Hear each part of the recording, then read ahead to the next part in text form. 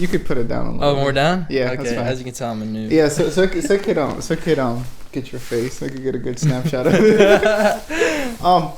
Yeah, I think that whenever you start surrounding yourself with like, not necessarily successful people, just people that have drive. Exactly. You start creating your own circle of like success, because you see, I don't know, I take like a huge comparison to like rappers. Okay, yeah, I like rap. Like if they stick to their producer, like Future or Metro stuck to like all that group. Yep. Years ago, and then only until now does he get like represented, or as far as I know, he's one of the only like producers that has like featuring Metro. Oh, true. Like they put an emphasis on his name, but that doesn't mean he hasn't been grinding for years with these guys. Like he's been doing that for years. And whenever you find individuals like that you can bring within your circle, I think that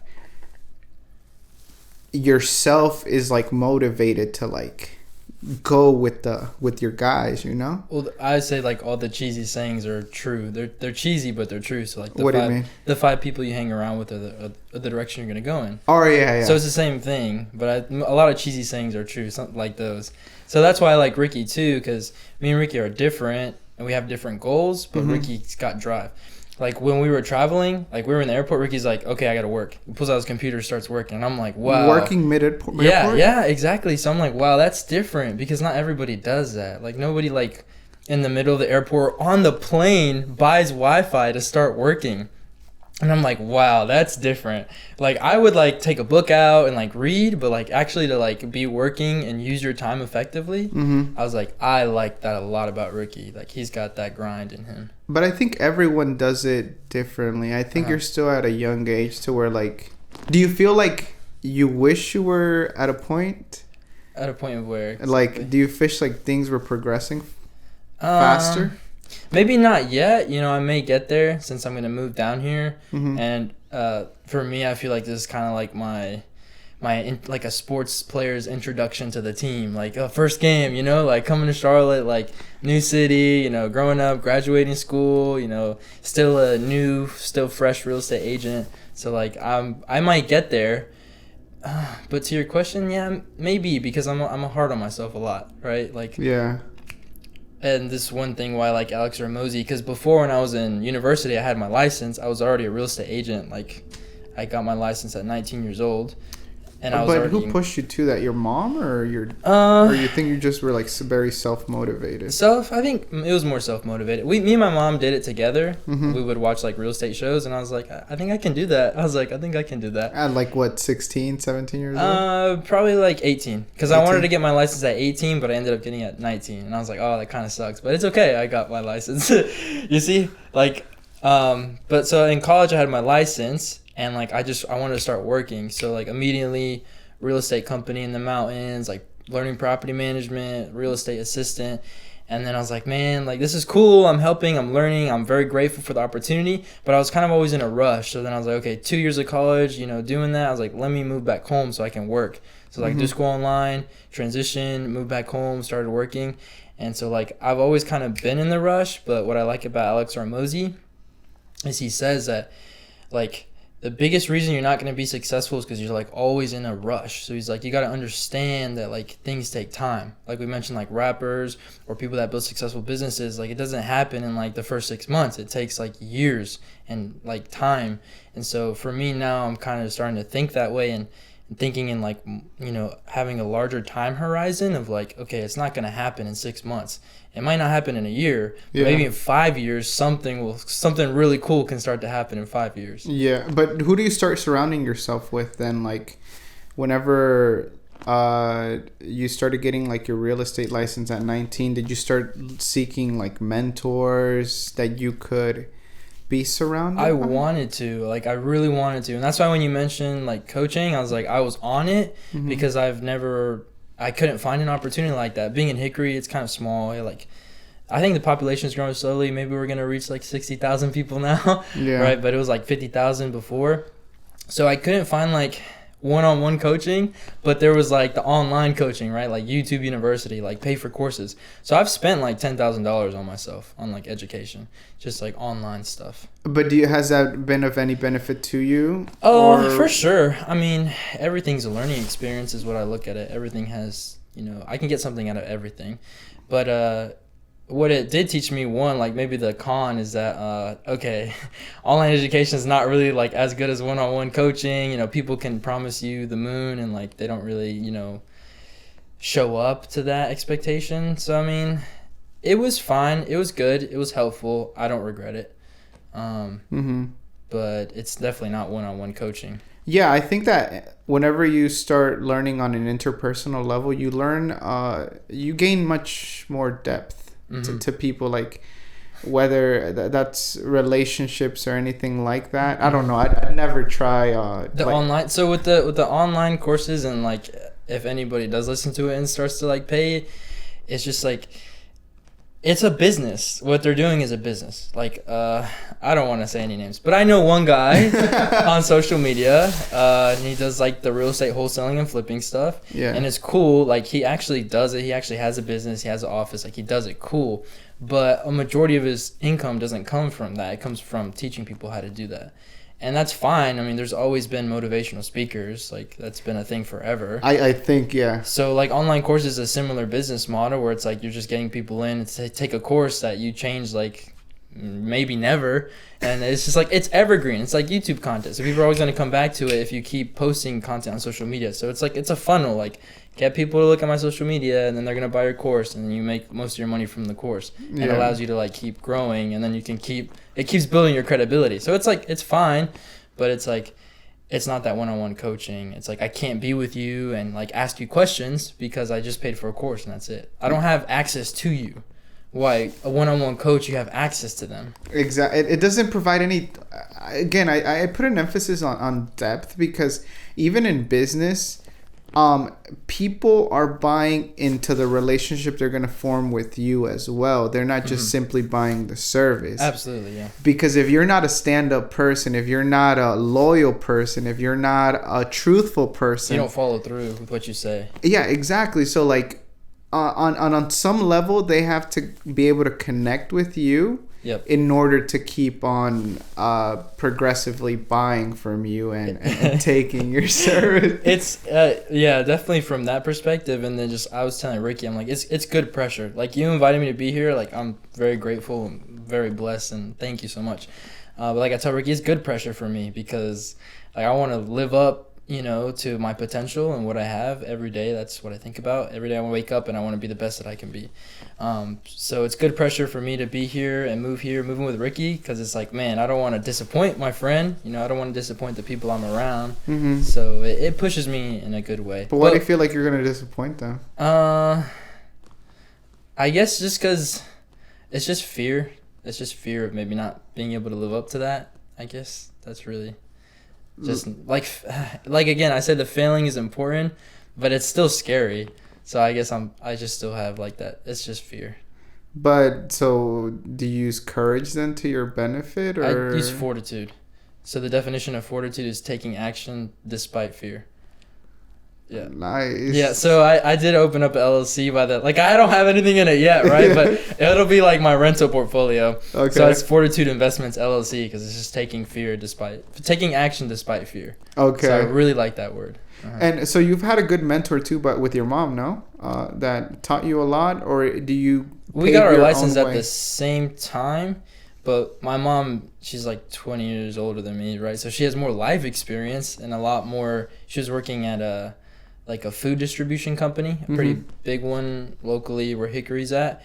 And so she's had more sales experience than me, so... Oh, okay. But she's good. Like, I read my mother as a person, and I said, I know you'll be good at real estate. Because she failed her real estate exam 3 times. And she passed it on the 4th one. Excuse me. But she passed it on the 4th one. But she didn't want to take it anymore. I was like, no. I was like, you're gonna take this and you're gonna pass it, because I can read you and I know you'd be good at this. Now she passed her license. First year, 6 figures. Second year, she's gonna pass like 200,000, like in her first like 2 years, because I could read that in her. But I forgot what the question was. Like, oh yes, as a mentor, so she's teaching me stuff now. Like now, like she's teaching me stuff, and I can just watch her and like learn things from her because of her life experience. But like I said, my dad was like my life mentor of like what it is to be like a man and like be respectful, like good values. And then I would say Alex Ramosey's taught me a little bit of just like business, stuff. What are those like good values that he kind of taught you? Because it's always interesting to get what you got out of your dad, of like what you hear and then kind of like what you see. Exactly. It's not much about what I hear from my dad, because my dad is a pretty quiet guy. Really? It's more about what he does, like his actions. Okay. So my dad, I mean, both my parents, immigrants from Mexico, coming here, struggling, going through the desert. My dad didn't just cross the border one time. He crossed it multiple times. I don't even know if that's good to say, but... Multiple times. Because, like, my dad's just, like, mental fortitude is insane. I call him the Terminator. Because, like, I can't, like, read his emotions on his face. Like, he just does things. Like, So my dad wakes up every day in the morning at, like, 2:30, 3 a.m. to go to work. And he's been doing that for years, like decades. And like, there's just like no emotions. There's like nothing. He doesn't wake up and feel groggy. He's like, no, my dad just wakes up and he just goes. And just seeing that, I'm like, man, I don't know if I'm ever going to get to that level, but I strive to get to that level where I can just like wake up and just go. Is that pressure ever crushing? Is it crushing? A little bit, yes, with my mom and my dad, because my mom's also a workhorse. Yes. So my mom's not a Terminator where like, you can like see her emotions come through with her more, but she's a workhorse, or she's always working. And then my dad's the same. He's always working, but you can't read his emotions. So that's why I call him Terminator, because he's like a robot. Yeah. You don't know like how he's feeling. So a little bit, yes, because now that me and my mom work in the same business, it's like she's like kicking butt, and like I'm still doing like schoolwork, and so it's kind of tough because I'm like, I have senioritis, like I'm ready just to be done with school. And she's over there like doing work and like on the phone, closing deals, and I'm like, dang, I'm not closing as much as that. I'm like, why am I not working harder? I'm like, why am I still in school? I was like, I wish I could finish this sooner. And then with my dad, I'm like, dang, my dad's always waking up early. It's like I try to like wake up and beat him, but there's like no way I'm ever gonna beat him. And like it's okay, but like it's okay. We're at different points in our lives. So. But I'm curious. Like, you don't ever associate like any type of like trauma or like no bad aspects to that. Never. No, my parents are my best friends. Yeah, they're my best friends. They support me in everything that I have. They like truly love me, and I'm very blessed. I know not a lot of people have a mom, or like maybe they don't have a dad, or maybe they don't have both. And I'm just like so fortunate to have both of them. And that's a big driving factor for me, because my parents are immigrants. They sacrificed a lot to get here, and I have this opportunity to like do whatever it is that like I want to do, and I could be the best, as good as I want to be. So I'm not going to waste that opportunity. Waste an opportunity? Yeah, I'm not going to waste my opportunity to like be great. Yeah. Yeah, absolutely. Be the best that I can be, right? Everyone's different. Yeah, again, I think that some people kind of succumb to the pressure, but I think it's a decision you end up making, because I think that a lot of us see our parents struggle, but we can decide whether or not to use that to our benefit. Because it's hard. Honestly, it is. Every day. Oh, no, it's not easy to like wake up and then like want to do work and like having clients, and then like, oh wait, I gotta do schoolwork, and like, oh wait, I have to make time to like cook my meals because I like going to the gym, or I have to like make time to like go to these bailes, and maybe like I don't want to go, but like I like it, or like hang out with, it's a lot. When you become an adult, like I'm making that transition. It's like, it's not easy. Like it's hard. You start to realize it's hard, and you're like, dang, like I gotta wake up early every day and like do this, even when I don't feel like I want to do it. Like I still have to do it. Like you start to realize it gets hard pretty fast. Are you like a big book reader? Yeah, I've always read books since I was little. You've always loved it? Yeah, I've never hated it. Unless it's like a really boring book. Sometimes like in school, like they make us like read. Like I recently read a book on leadership, and it was good. I liked the concept. It was like it was called Star. star leadership kind of model that it is, and it's fine, but that book could have been like summarized in like 2 pages. Like it did not need to be this whole book that was super long, drawn out. I was like, holy moly guacamole. I was like, this is not good. Which one has been kind of like your favorite, or the one that most impacted you? My favorite book? Oh man, that's really hard. There's a lot of books. Or what type of content do you read? Because I mean, everybody likes. I think reading overall is very good, just to be able to articulate the way that you write. That's what I tell my sister all the time. Cause I love her, but I don't know if it's her generation or not, but I think like they speak a little lazy. Like they're just like, they kind of like their words are kind of together, not slur, but they're just like. You're the oldest one? Yeah, I have a younger sister. She's 15.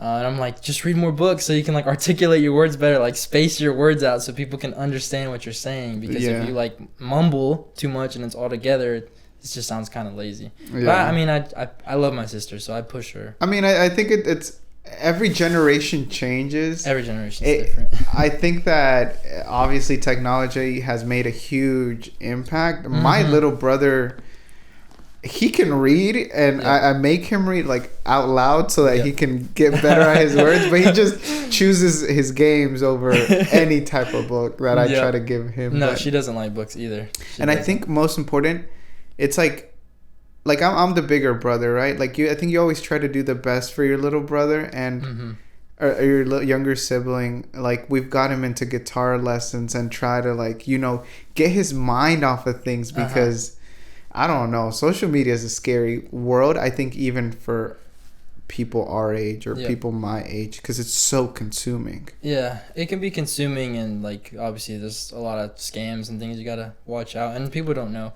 But I did want to the book question. That's a tough one. I'm reading right now the 12-week the 12-week like work year or something. It's something like that. Have you heard of that one? 12. No. It's like 12-week year. It's called 12-week year. So it's like using your time efficiently to get more done in 12 weeks than people do in a year. So like 12 weeks is like a business quarter. You segment it by weeks instead of the year? No, that's just the title of the book. It's just really just changing your perspective from like, oh, I'm going to get all this done in a year to like, oh, let me like put pressure on myself to see if I can get it done in a business quarter. So that way, in 4 business quarters, I'll get like, it's like 4 years in like 1 year to like most people. Yeah. So I like that book. And the other book, it's really like a booklet that I really like, is Grant Cardone's like Millionaire booklet. Just because it has some like really good rules in there, but the one part that really stuck out to me with him is just like he said like in his little booklet that he's always had this like gnawing feeling inside of him to like that he can like do something and like he could like be the best version of himself. And he's like, that's what drives him. And like I really related to that because I've always had that feeling inside of me that I know like I could do something more than what I'm currently doing, and that like I don't know what the best version of myself is, but like I'm striving to get there. And no matter what, like I said, I feel it in my bones, in my soul, in my heart that like I can get there if I keep going and I don't give up. What level then will you get a sense of accomplishment?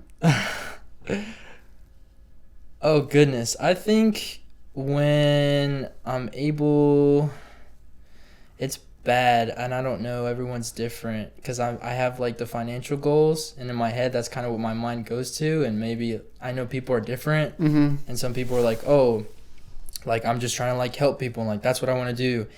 And like I love people because I have a big heart and I love people. I think, well, people say I have a kind heart. I don't want to say I do because that doesn't sound good. Why? It does. I don't know. I feel I had someone tell me they're like, you can't be humble if you're telling people you're humble. So I'm not sure. But I think it depends because the narrative changes based off how people perceive things. Because you know how they say how nice guys finish last. I don't think that's necessarily the case. Naive guys finish last. Yeah. Because you know what's going on, but yet you still feed into it. But I think being nice is good, essentially good. So I'm curious to why, like... No, yeah, it was just something. But I was saying, like, kind, but, like, so to me, like, my mind right now just goes to, like, a financial number, of like making a financial number every year. Yeah. And it's not the money that I'm focused on, Yeah. because I have I call him like a crazy rich cousin. He lives in like Winston-Salem, and I'm not gonna go into depth, but there's just, you know, things. Okay, cool. Like, he has money. How does he get his money? I don't know. I don't really care. But he has money, and that was the first time my eyes kind of opened up to like what money can buy you. Like, oh, like a nice car, like a penthouse, like a lake home, like nice jet skis and stuff like that. I'm like, okay, that's cool. But for me, it's not like the money is the goal, but it's not the money, the paper that I want. It's the things that I can do with it. So it's what making that type of income every year could provide, like what it can create. An impact on who, though? Impact on family, impact on my community, whichever community I decide to live in, I can impact it some way. Impact maybe on like kids in the future, like helping like the younger generation, like my sister.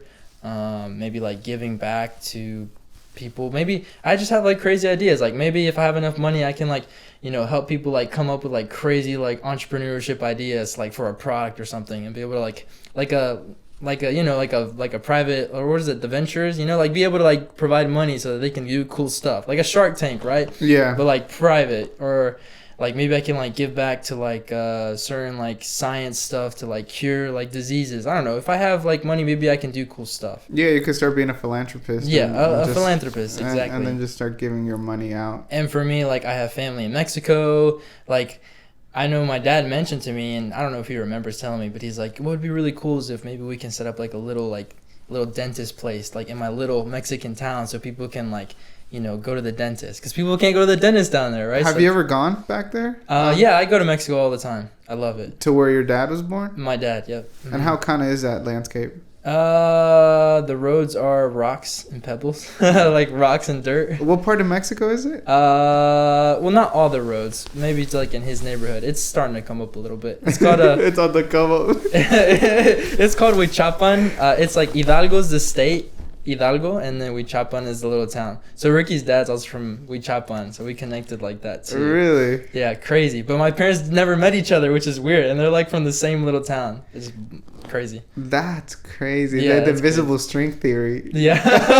You guys are connected. It's real. Yeah, it's crazy. That's crazy. And then my mom's from Michoacan, and I haven't been there because, well, I've been to Michoacan, but not the city where my mom's from, because it's a little crazy. Yeah. Like a lot of like, you know, gangs, you know, narco, you know, trafficking stuff. So I haven't been there. But to my dad's, a lot.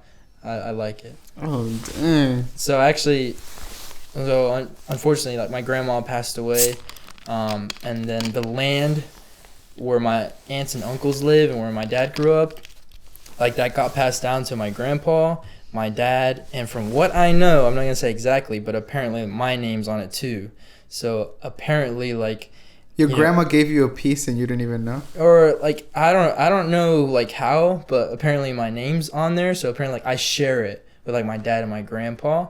My grandpa's kind of like the guy, or like if you give my grandpa money, it's going in the trash, because like he's gonna spend it on like gambling and like girls and like alcohol. What?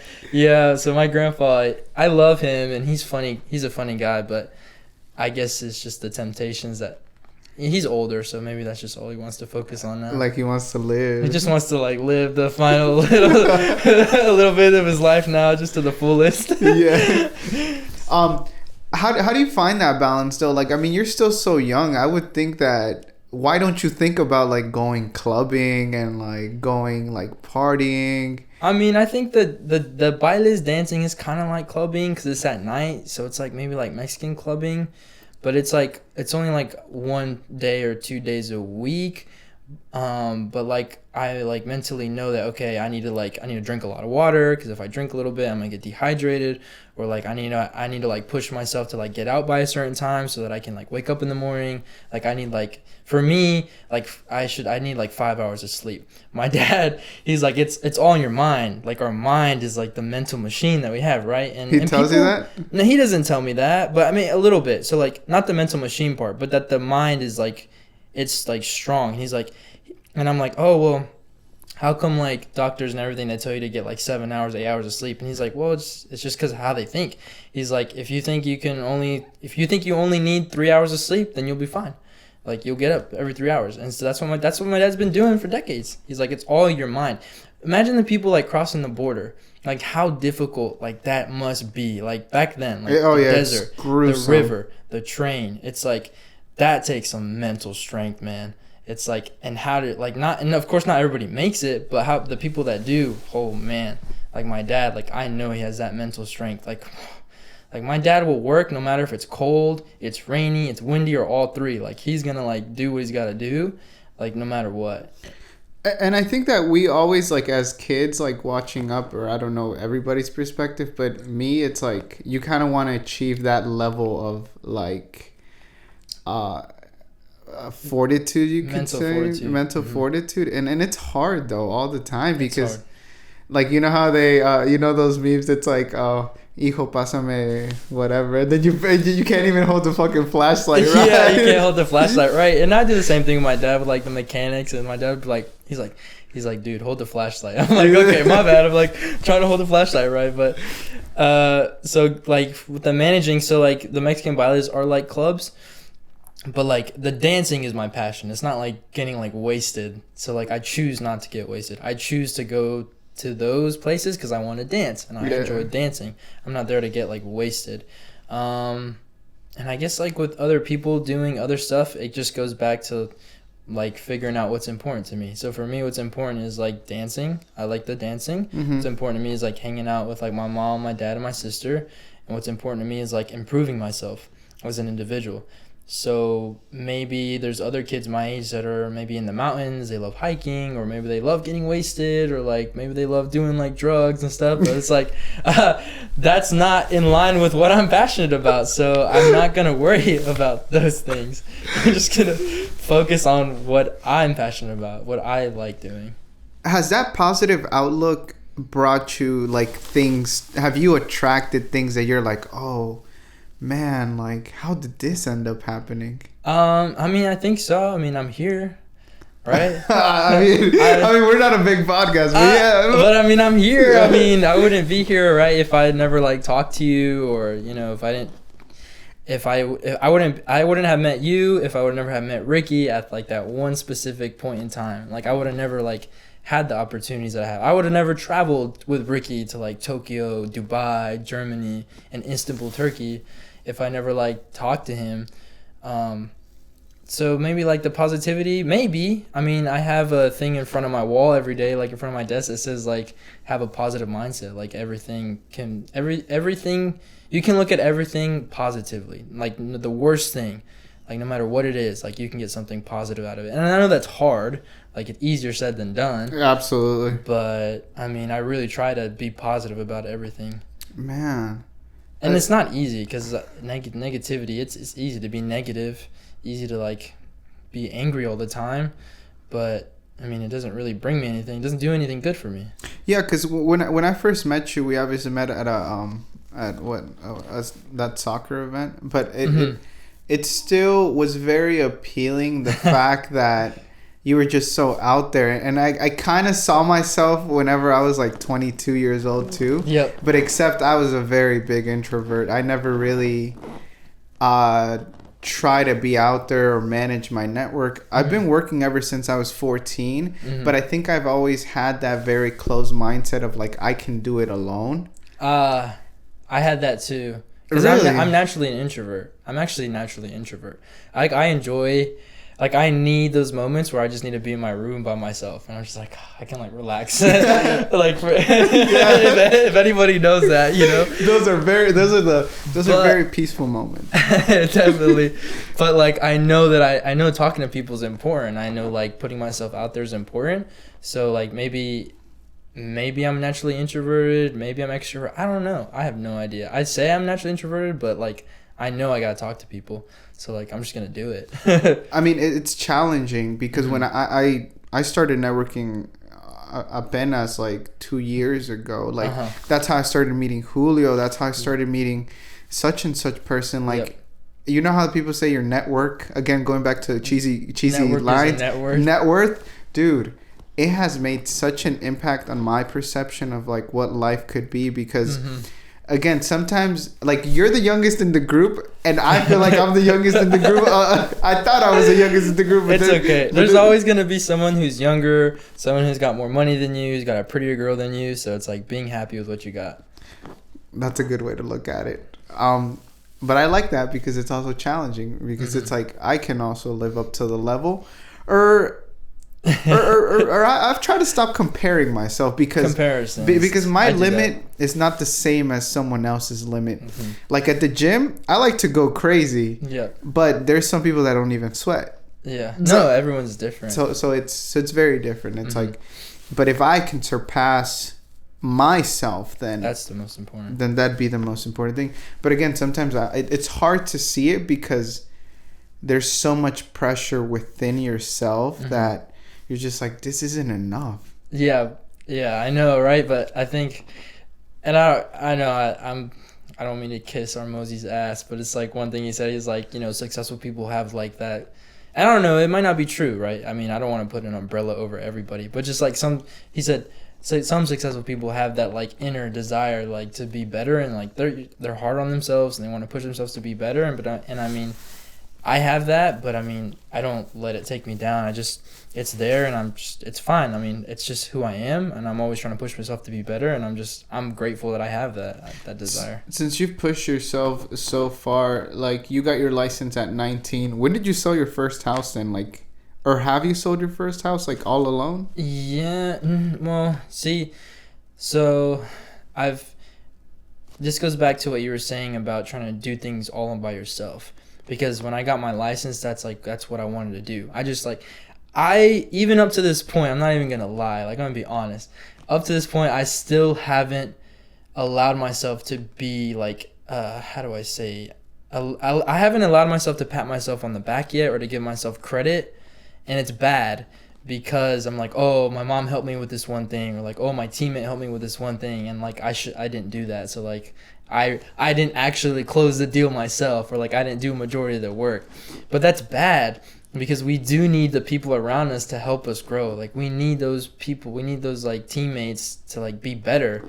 That's why your network is your net worth, because you're trying to do everything by yourself. You can't. You're like one person. Like you need those people around you. When you said that, you mean like but you have closed houses. Then. I have, yes. But I guess because I had like one person help me with one thing, yeah. I'm like, oh dang, I'm not good. I'm like, I actually didn't close the house. Like, it's a bad mentality, definitely. Yeah. But that's why, like, when you talk about the team stuff, it's true.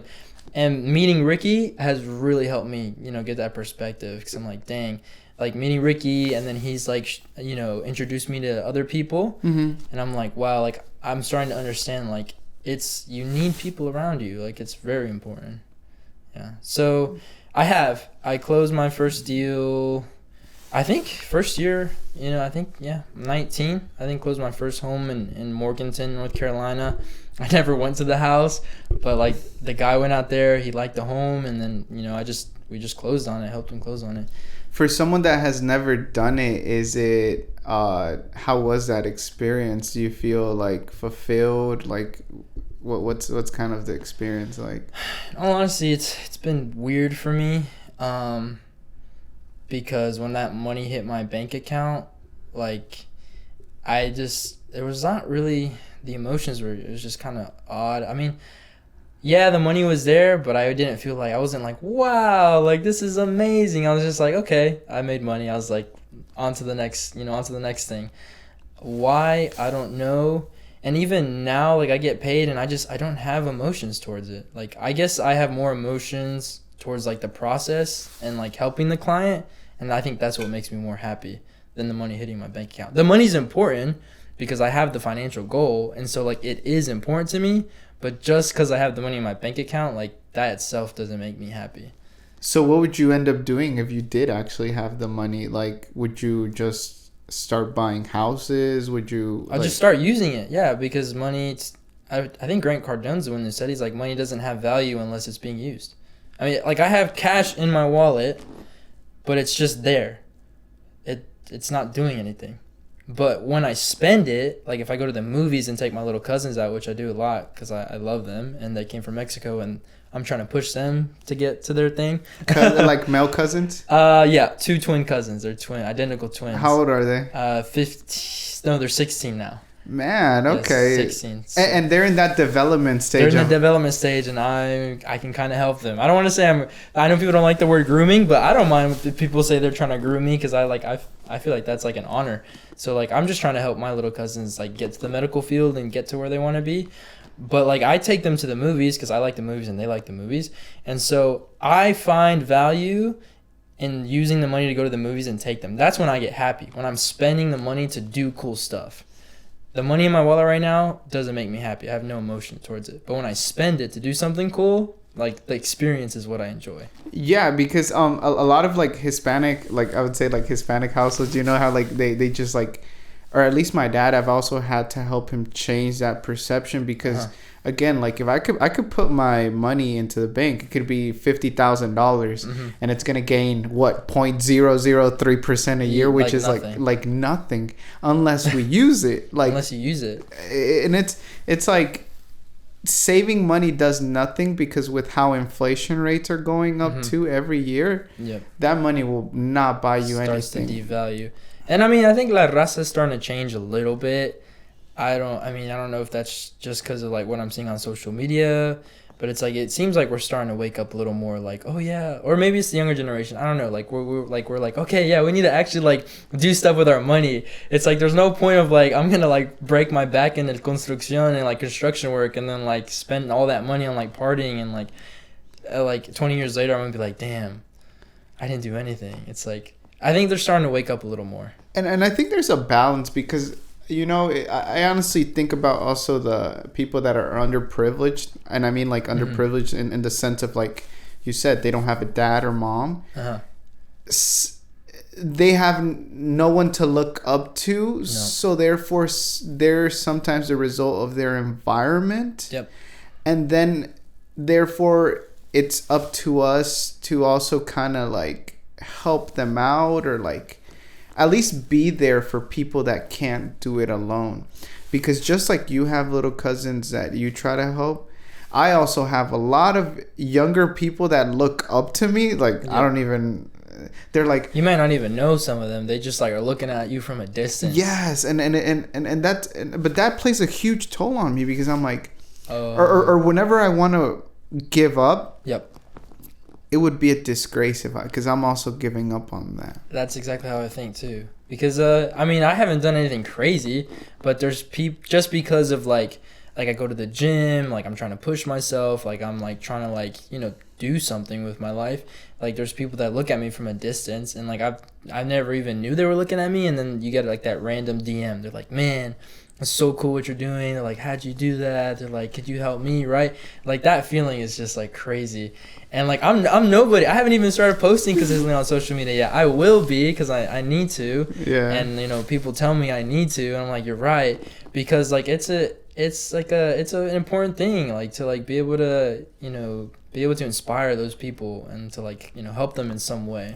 Yeah, because like in a sense you're in a development stage that other people wish they could be, you know, like and if you establish a good foundation now, like I can only see like 5 years from now like where you'll be. Yeah, for me I learned, I think when I was in high school, my senior year of high school, I did like dual enrollment at a university in Hickory. It's called Lenore Ryan University.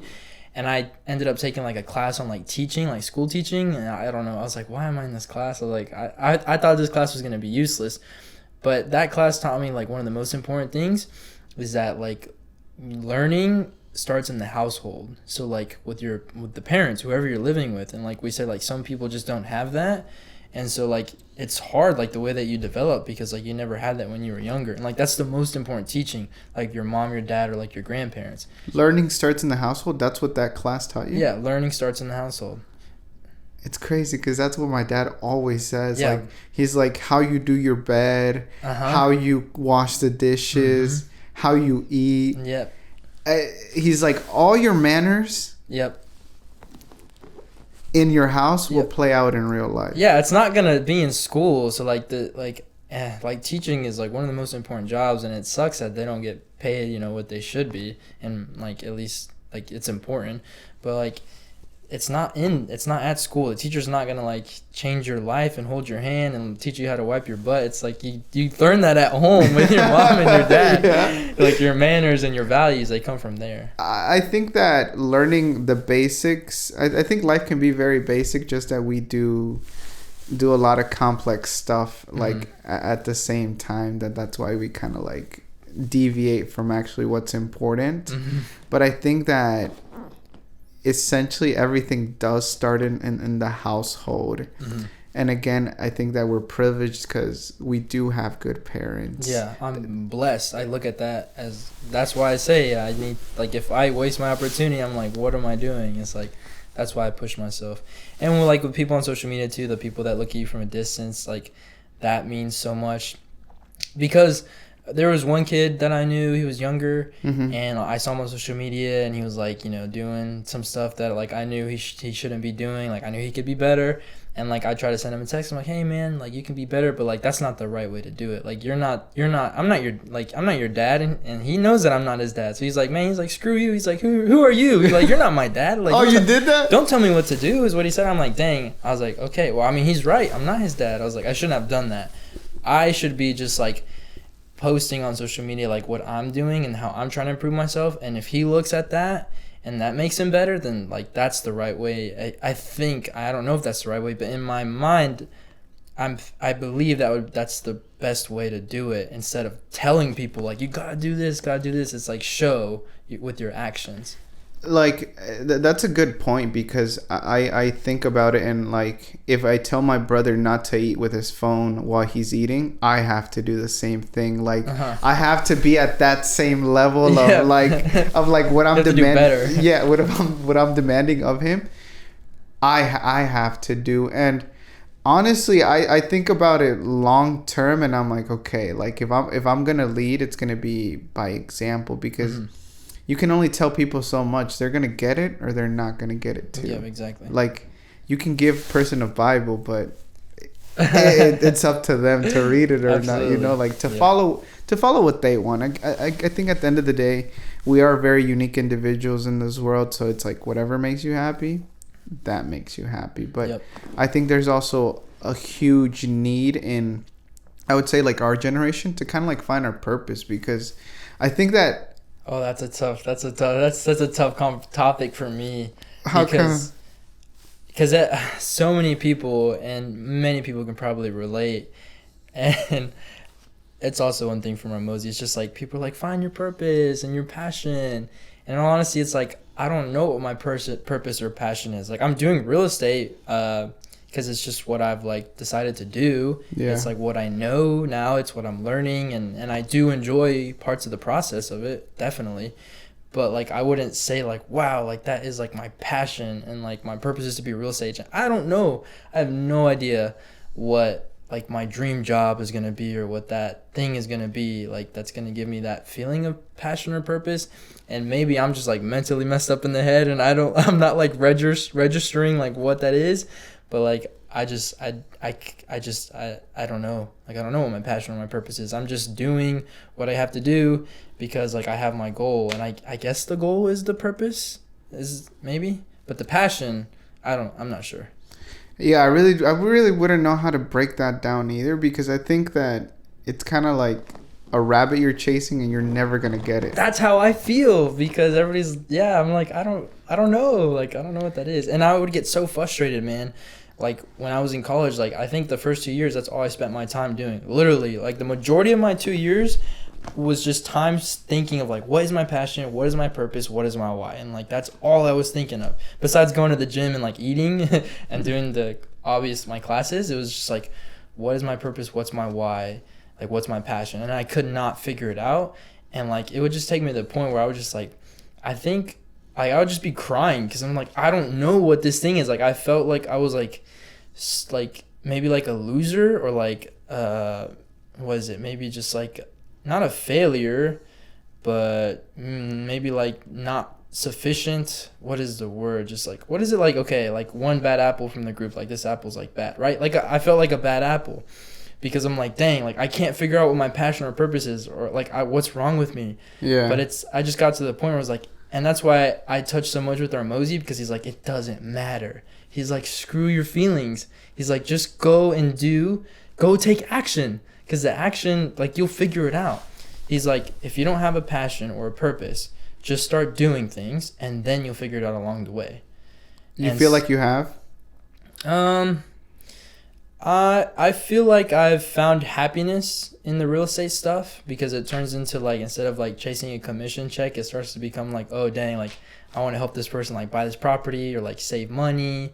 It starts to turn more into that. In the beginning, it is about the money. That's why I'm like, okay, work the leads, follow up, and like money. And then as I start to build a relationship, then it turns from like money to like, okay, I actually care about this person and I want to work hard for this person, and the money is a result of that. Yeah. So I'm finding joy in it. Passion, purpose, maybe the goal. I think I'm starting to I'm finally starting to understand my why a little bit better. Like the road is starting to become less foggy, and I'm starting to see a little more clear. So I'm happy. What establishes you like good what's it called? Good ways to be a salesperson. Like what establishes you to be a good salesperson? like what skills have you picked up to make you a better salesperson? Because I mean, real estate is just very salesy. It's sales, definitely, because selling residential real estate is more about emotions. It's an emotional roller coaster. People are buying a home.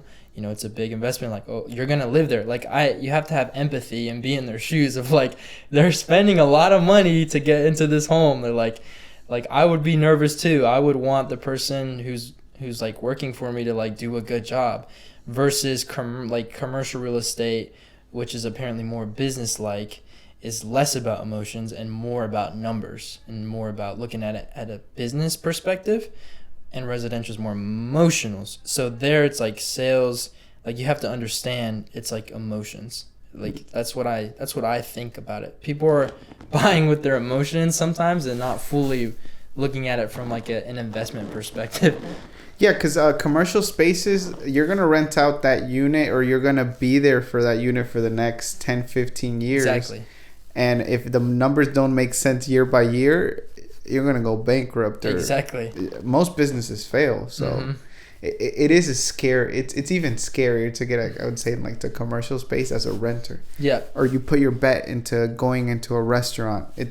And it doesn't work out. It's crazy. Yeah. It's insane. So that's what I had to learn. Kind of what I'm learning the hard way is because I'm more analytical. I'm like, I look at a deal, I analyze it. I'm like, dude, this makes sense on paper. This makes so much sense. You should totally do it. And they're like, nah, I don't know. You know, what if the roof leaks or it just like floods on the bottom? And then I'm like, dude, every home in North Carolina is going to have crawl space basement problems because like the mountains are above us. All the water is coming down here. Everybody has the same issue. So I'm more like a little more analytical, and sometimes like that doesn't help me because at the end of the day, people are kind of buying with their emotions.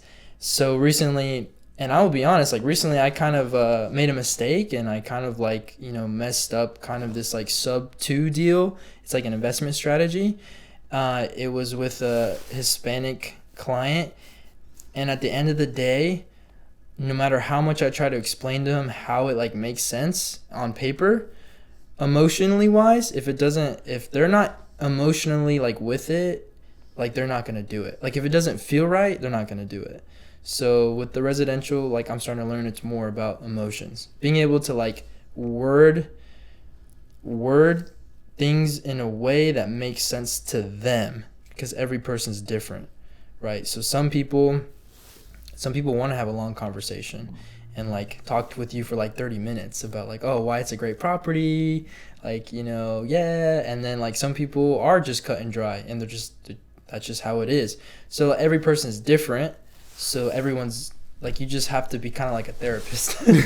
Like when buying, because it's probably the biggest purchase of like their life. Usually that, or like, yeah, when it comes to like investors, it's different. That they're more cut and dry, But when it comes to like, yeah, it's their first, like it's gonna be their home where they're gonna live the next 10 years, and more emotions. Man, and how do you start? How did you learn that though? Like just through doing it, or? I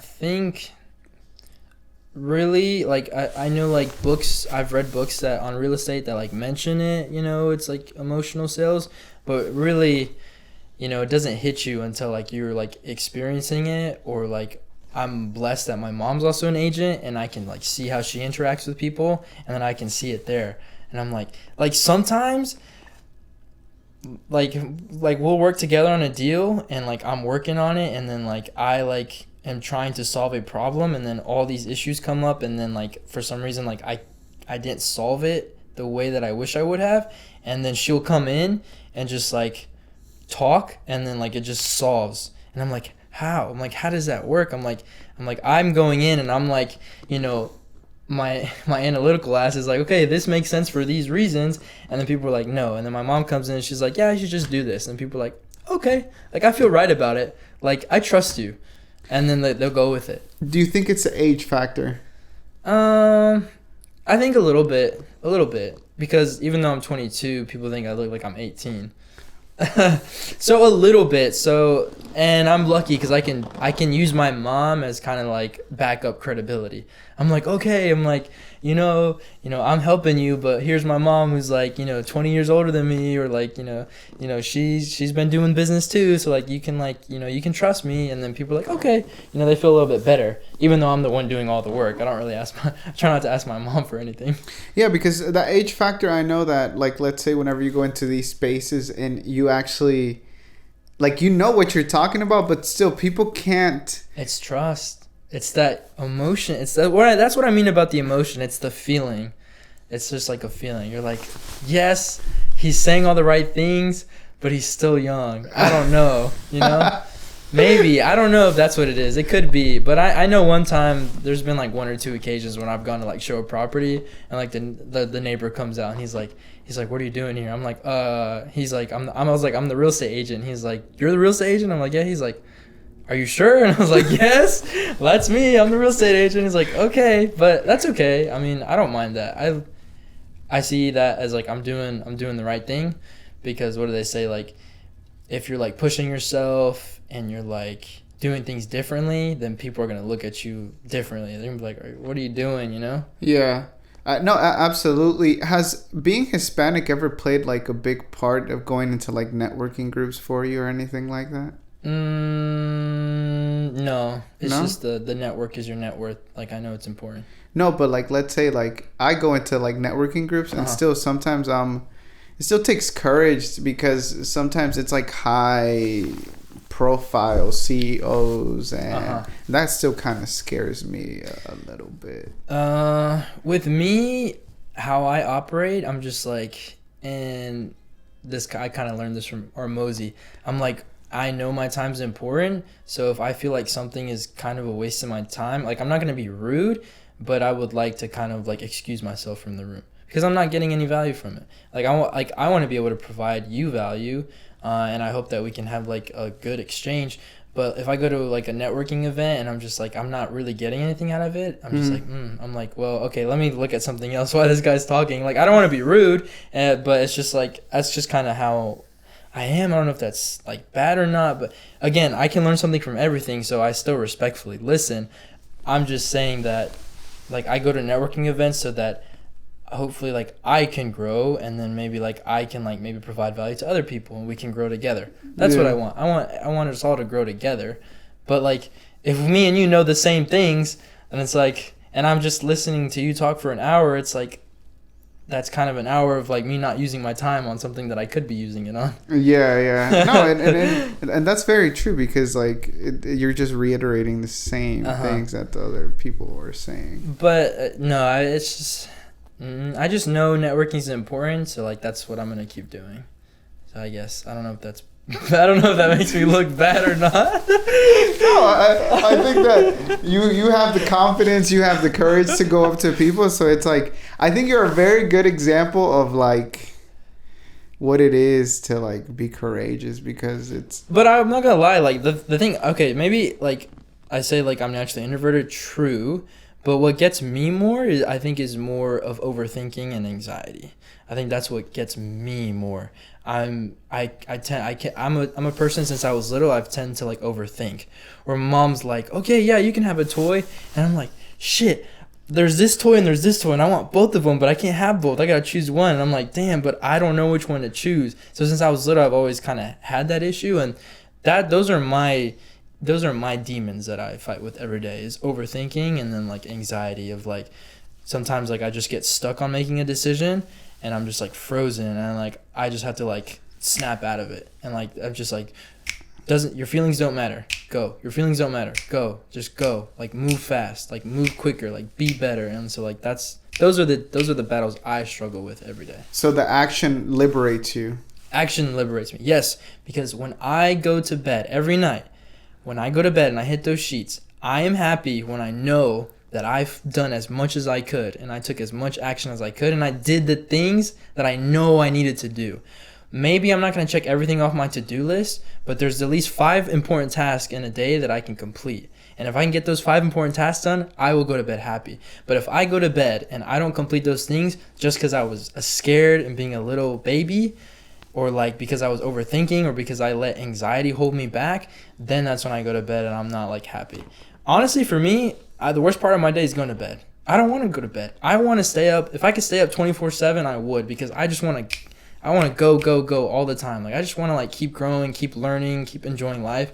And when I go to bed, like that's when I feel the most sad, because I'm like, dang, I have to like wrap up my day, and like I have to go to bed. Like the lights go out. And I'm really? Like, that's tough. I'm like, I don't want to go to bed. Dude, most people love to go to sleep. Like, I know most people do love to sleep, and I can't nap. Like if I nap, it makes me feel worse. Well, I kind of feel you on some level. Like if something is on my mind, I really struggle with this. Like. Mm-hmm. If I feel like I don't know if it's anxiety, I don't think it's anxiety, but things live in my mind before I go to sleep. Yep. And if it's something really like subconscious in my mind, it'll keep me up. It'll wake me up. Yep. I'll wake up at 1, I'll wake up at 2, I'll wake up at 3, to where I feel like I didn't even get sleep. And it's hard, because like, yeah, I could practice meditation and clear my mind as much as I can, but hey, and if that works for anybody, like that's great. I haven't done it yet, so like I'm not gonna say anything. But if it works, that's cool. I haven't done it yet. I think just for some people, like, or at least me, like there's some things that I just can't leave alone. Like, yeah. But I guess I have to learn to kind of leave them alone, because I can't do anything about it at 2 a.m. Yeah, 2 a.m. Yeah, you can't do it. So it's like it's a cold world we live in. But for me, I've just always been a thinker, and so like I have a vision board, and like on one of the pictures of my vision board, it's like 2 statues, and one's called the thinker, and he's like thinking, like with his hand on his chin, and then there's the other one is called the doer statue, and the statue's not there, and there's just footprints, because he's like going out and doing stuff, and the thinker's just stuck there. And so like I look at that and I'm like, yeah, I can't be the thinker, because then like I'm just gonna be stuck. Like taking action is what's gonna push me forward to like get me where I want to be, or to like figure out the type of person I want to be. So sometimes like I've just been a thinker. Sometimes like I think it's only happened twice, but I know like once or twice I've been to the point where like my thoughts are just, they're rushing and they're thinking so much that I give myself a headache, because I'm just thinking and I'm thinking and I get lost in thinking. So I'm like thinking, it's like I'm thinking about myself. And so there's another book by Mark Manson. It's called, I forgot, it's like, I think it's like How to Give like Zero Fucks, I think is what it's called, something like that. How not to give a fuck? How not to give a fuck. And it's called like the process, the hell process, or the process, or like something hell, where it's like it's like you start to think about thinking, and you're thinking about yourself about thinking. And so that happens to me. That's happened to me like once or twice. So for me, that's why the action feels liberating, because I'm like, I'm doing stuff, like I'm not stuck in thinking. I used to do that a lot. I'd like give myself headaches by thinking too much, to the point where my nose would bleed. Yeah, like, I get nosebleeds. You get a lot of nosebleeds? Yeah, I mean, I have. Just not like all the time, but since I was little, I've had nosebleeds. I've had that for like, I used to stress a lot. I think it's not. I mean, I feel stress, but I try not to think about it too much.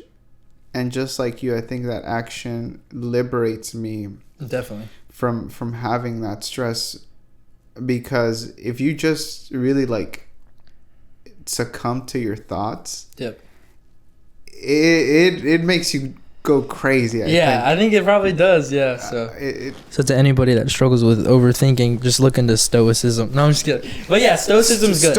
I love stoicism. Stoicism helped me as well. Where'd you learn stoicism? I started looking at it like freshman year of college. Stoicism. A YouTube book? Yeah, YouTube. I need to read a book, but I haven't read a book yet. Just like YouTube. Marcus Aurelius? Yeah, like Marcus Aurelius, Seneca, stuff like that. So my favorite thing when I was in school, since I couldn't beat my dad at home waking up early, I knew I could beat other kids in college. So I'd wake up at like 5 in the morning and it'd be like dark in my room, and I would just like wake up from my bed and like start like listening to like stoicism videos. That's what I would do. So I would listen to stoicism videos when I woke up. I'd like make my breakfast. Well, first I'd go do cardio in the morning, and I'd come back and like make my breakfast, and then like I would finish eating my breakfast and showering, and I was like all changed and ready to go, and like everybody else is still sleeping, and I was like, fuck yeah, like I feel like a badass. So I was like, let's fucking go. What's your favorite quote? My favorite quote, because I think that stoicism is it's not about feeling, it's about feeling but having the courage to surpass what you're feeling. Exactly. And that's the same thing with the what Alex Ramirez talks about, like fuck happiness or like screw your feelings, like, but that's like a better way of putting it. It's like overcoming your feelings. So for stoic quote, I think there's so many. There's a lot of good ones. Yeah. But I think one of them is just like not worrying about the things you can't control. I don't like, that's just a concept. I guess it's not a quote. But the quote is probably like, what is it? The one where it's like you suffer more in your mind than in reality. You suffer more in imagination than in reality. Yeah. So like that's the quote that I like, and the concept that I liked is I'm not gonna worry about the things that I can't control. Like I'm gonna like. If I can't control it, I can't control it. Like there's things in a real estate deal that like I can't control, and like it just is what it is, and like I'm not gonna worry about it. And maybe my mom, because she's a woman, maybe she likes more drama and she likes to worry about it more. But there's certain things where I'm like, if I can't control it, I'm just not gonna worry about it. It's weird because like psychology wise, women internalize a lot of things and men externalize a lot of things. Yeah, we're different. Like I feel like as if I gravitated so much towards stoicism because it's like the stresses are there, but are they really gonna beat me? Yes, like, exactly. Am I gonna be crushed by them? Am I not gonna have the courage to face all my fears? Because they're there at the end of the day. They're there. Like the fear of failing is there. Okay, I remember the one I like now. The saying is the memento mori. Like you can die at any moment, so let that determine what you say, what you do, and what you think. So like this is something I do want to bring up, and now I'm bringing it up now. And this is a little deep. I think recently for me right now, and I don't know why, I don't, sure, like for me, like, yes, I believe in God, but like, everybody believes in different things, and that's awesome. If you don't believe in anything, cool. It doesn't matter. I don't know what it is, but recently there's been like a lot of death, like from like, not in my family, but just like around me. Like, oh, this person died, like for this reason. And like, there's just been a lot of like death coming up recently. Like I did just have someone recently in my family just like, die, like, and for me, it's not a bad thing. It's just like a thing. I think it's just the world telling me like, hey dude, like, you're gonna die one day, like time flies by, like let's use my time, like come on, like let's go, let's keep moving forward, like, in the times where it gets hard, like don't quit, like you can, like it's just a constant reminder to myself that I can like be doing things better, and that I also like need to be like enjoying my day. Because the best quote that my dad has taught me is that the most important thing in life is learning how to be happy, because you can easily live your life every day and be negative and hate the world and like, you know, do terrible things, or you can like wake up every day and choose to be happy and like choose to take the opportunities that you have and like decide to move forward. And so like the memento mori quote is the one that is really important to me. Dang. And yeah, whenever you're faced with death, you start, or stoicism also involves you putting yourself, your mind into situations, into the future, and kind of like imagining. Exactly. I do this a lot too. It's like if tomorrow I were to die, would I be happy with what I did today? Exactly. Or even when I'm at the gym and I feel like I can't give up, I feel like my muscles hurt. Yep. I'm like, no, like if I were bedridden or if I were to be dying of something tomorrow, I would love, I would have loved to feel this pain. Like, exactly. Pain is just a sensation. And that's why for me, going to bed and not shooting my shots, not like going after the opportunities. Shooting my shots. I know. I just thought about maybe because I'm younger. I thought about the girls that you're like. Yeah. So we were talking about a girl, but anyways, when I don't take advantage of like the opportunities that are in front of me, and then I go to bed, like that's why it upsets me, because I'm like, I know that if I was thinking about memento mori in that instance, then I would have taken that action. And so I go to bed, and then it comes to my head. I'm like, man, if I don't wake up tomorrow, like I'm gonna be a little sad that I didn't take advantage of that opportunity. So for me, it's like right now, when I move here, it's like I'm working for Eric, who's 45 years old. Like that's what Ryan Sturnian said. He's like, I'm not working for me right now. I'm working for future me, because future me is my boss. Like that's who I have to be, him someday. And if I'm 45-year-old Eric and my life is still the same as it is when I'm like 22 years old, like that's gonna suck. It's like I need to push myself. And then 45-year-old Eric is going to work for 80-year-old Eric. So whenever, you know, or whatever age it is, you know, when I'm like dying, I'm like, dang, I tried. Like I tried and I gave it the best that I could. Like that's what I'm aiming towards, you know, one day so I can, you know. Does that pressure of the future allow you to still live today well? Oh, well, I think that's why the quote with my dad helps me a lot, like learning how to be happy in the day. Definitely before though, it did when I was the first 2 years in college, where I was like always in a rush, like I wanted to go, and I still have that go mentality, but at the same time I know that I'm living right now. I'm in this moment, and this is beautiful, because like when I leave here, like we're done, like we had this experience like together, and like that's important. It's important to like live in the moment and to like enjoy what you're doing. So I've learned to enjoy it. I've really have adapted myself to this. I thought myself as an introvert, but I also like living through people. And what I mean by that is that there is nothing that can compare to the energy that people give me.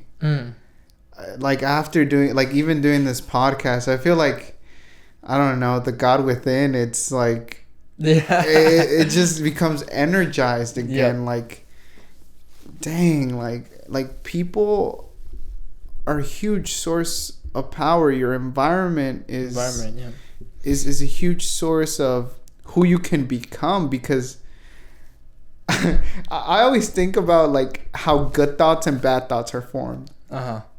They come from the same place. Yeah. Anger too, I look at it and it's like stoicism back again. It's like that person is not the one deciding for you to be angry.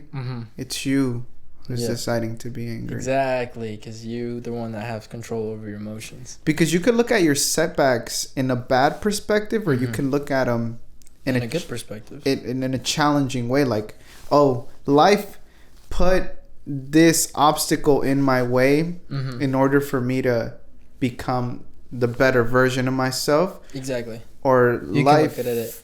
Put that there and I'm not going to continue. Or life, it's like in psychology, it's like the external or internal locus of control. So like whether you think you have control over your life or you don't. And I think that's the biggest thing with stoicism, is that it's just emphasizing to you that you have control over yourself. maybe you don't have control over, things that are outside of, your control, but you have control over your decisions, over your emotions, and over your actions. And that's what's beautiful. Choosing your thoughts every day, it takes effort. Yeah, no, it's not easy. Jordan Peterson's one of my favorite people. Maybe you listen to Jordan Peterson too? Maybe not everybody loves him. Oh, one of my gosh. One of my birthday gifts to myself was coming to watch him when he came to Charlotte. When he came to speak in Charlotte, I was there. That was my birthday gift to myself because I really like that guy. And maybe not everybody likes him, and I totally understand that. But when Jordan Peterson, there's just so many things he talks about. It's like it hits deep. You should also listen to Carl Rogers. Carl Rogers. I've heard of. Jung is also good. Earl Nightingale. I did. So I think one of the most impactful videos for me was when I was like driving back from Boone back to Hickory, was listening to Earl Nightingale talking about the gold mine. Like your brain in between, like in your head is your gold mine. Yeah. And just like listening to him, that was wild too. That was a super impactful video for me. He does this video of like he could take 100 men and all those 100 men want to be successful, but only 5 are gonna be. Stuff like that too, dude. I'm just like, when this people, is so basic, but I know it's so profound. Like when people talk about like you take like 10 people in a room and only like one of those people is gonna like be successful. I'm like, dang, I'm like I gotta be that guy. Like that's gotta be me. I was like, I'm gonna fight, man. I'm gonna fight every day to like be that guy. But yeah, Jordan Peterson he's awesome.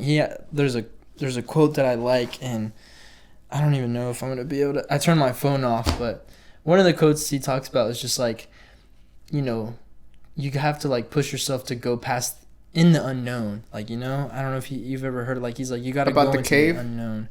It could be like, that's like maybe one of the analogies. It's just like, you gotta, to go to like new heights, to like unlock your potential, you have to go into the unknown, into the darkness, into the deep ocean. Doesn't matter what you want to say, but going into whatever it is that scares you, because that's how you're gonna grow. That failures, the same thing. They're scary, but it's what's gonna help you grow. I like to use the gym a lot because it's like you're not really gonna know what pain you can tolerate until you can actually take yourself. I love the gym. So if you guys like Tom Platz, look into Tom Platz, because Tom Platz is the definition of pushing yourself past your limits. I love Ronnie Coleman. Ronnie Coleman. Oh my gosh. Yeah, Ronnie Coleman was an alien. That guy was a freak. Dude, but also he pushed himself past his limits. Definitely. That's why it's bad, but that's why he has all those injuries. Yeah, but he doesn't regret it. I mean, maybe some days he's like, damn, like maybe I shouldn't have pushed that much weight. But I bet you for like a majority of like with his life right now, he's happy. He's like, I'm glad I did that because he pushed himself to the limits. And 8-time Mr. Olympian. Tom Platz is the same way. Tom Platz never got the Mr. Olympia title. But Tom Platz was always like, I'm not going to give up. And I'm going to push. He's pushed himself. And, like, he just went past his limits as well. And so, like, I respect that. Yeah. Yeah. You start respecting people for the pain they've gone through, all the circumstances that could have defeated them, and it didn't. Earl Nightingale talks about that a lot. Like, it's like the common man... How does he become extraordinary? Oh, that's deep. He becomes extraordinary by doing things that are out of the ordinary. Out of the ordinary. And that's what I was trying to refer to as like, when you start to do things that are out of the ordinary is when people start to look at you differently. But when people do start to look at you differently and they're like, or, if they're looking at you and like, dang, I want to do that. It's because like you're just that example of like, you're being different, and like being different is like, it's important to like, you gotta separate yourself. You've ever listened to Bob Proctor?